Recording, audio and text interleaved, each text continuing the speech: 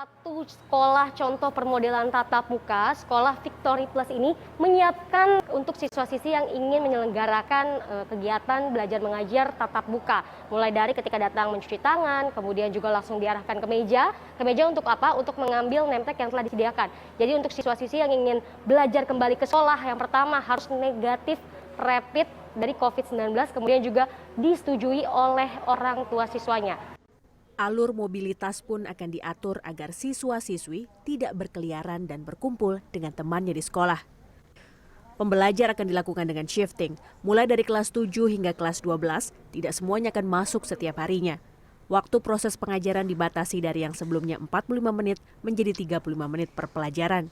Di kelas pun hanya akan ada 5 anak dari yang biasanya mencapai 25 anak per kelas. Bangku antar siswa di kelas juga akan dibatasi dengan sekat transparan dan diberi jarak. Protokol tatap muka tersebut rencananya akan mulai diterapkan sekolah Victory Plus per tanggal 16 Juli 2020. Hari Kamis baru kita mulai untuk dari kelas 7 sampai kelas 12 yang sudah diizinkan oleh orang tuanya dan rapid testnya non-reaktif. Itu jumlahnya kira-kira hampir 50% dari totalnya, karena kita sebelumnya itu mengadakan survei ke orang tua murid, dan dari survei itu kita mendapatkan respon bahwa ada yang membutuhkan untuk tatap muka karena mereka berpikir akan lebih baik mereka tatap muka. Hal serupa juga akan dilakukan oleh sekolah lainnya di Bekasi.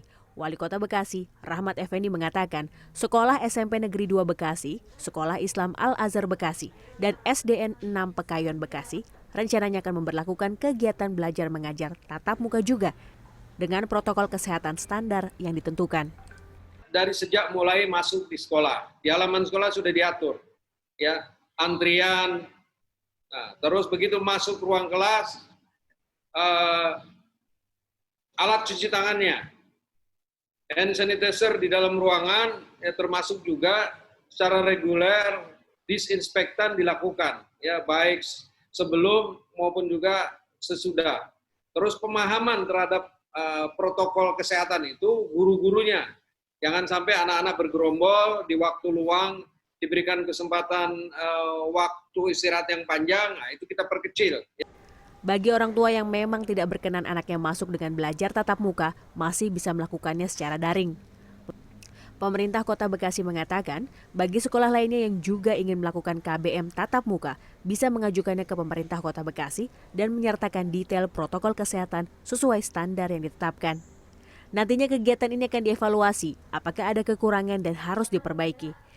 Adaptasi tantangan hidup baru untuk kegiatan belajar mengajar tatap muka ini telah diatur berdasarkan keputusan Wali Kota Bekasi nomor 420/346 Distrik bulan Mei tahun 2020, mengingat Kota Bekasi sudah masuk dalam zona hijau COVID-19.